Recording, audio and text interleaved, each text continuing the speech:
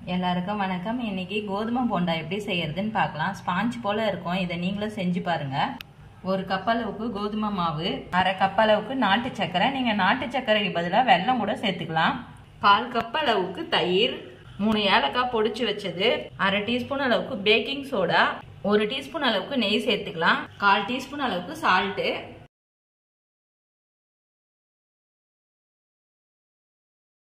1/4 teaspoon அளவுக்கு salt சேர்த்துக்கலாம், 1 teaspoon அளவுக்கு நெய் விட்டுக்கலாம். இப்போ இதை நல்லா கலந்துட்டு தயிர் சேர்த்துக்கலாம்.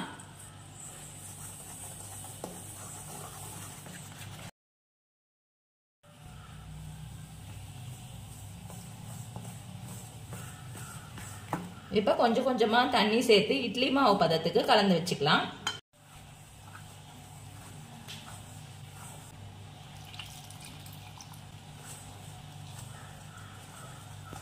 ரொம்ப தண்ணியாவும் கலந்துடாதீங்க, எண்ணெய் குடிச்சிடும்.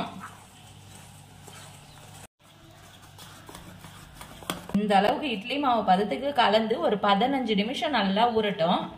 மாவு நல்லா 15 நிமிஷம் நல்லா ஊற வச்சுட்டேன். இப்போ எண்ணெயில போட்டு பொரிச்சு எடுத்துக்கலாம்.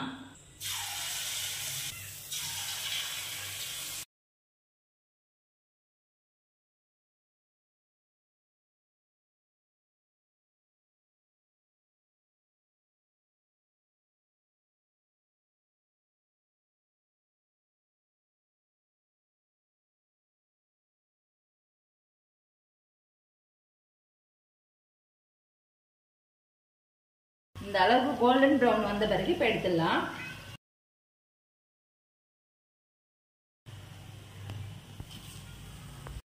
ரொம்ப சாஃப்டான இந்த கோதுமை போண்டாவை நீங்களும் செஞ்சு பாருங்க. செஞ்சு பார்த்துட்டு எப்படி இருந்துச்சுன்னு சொல்லுங்க.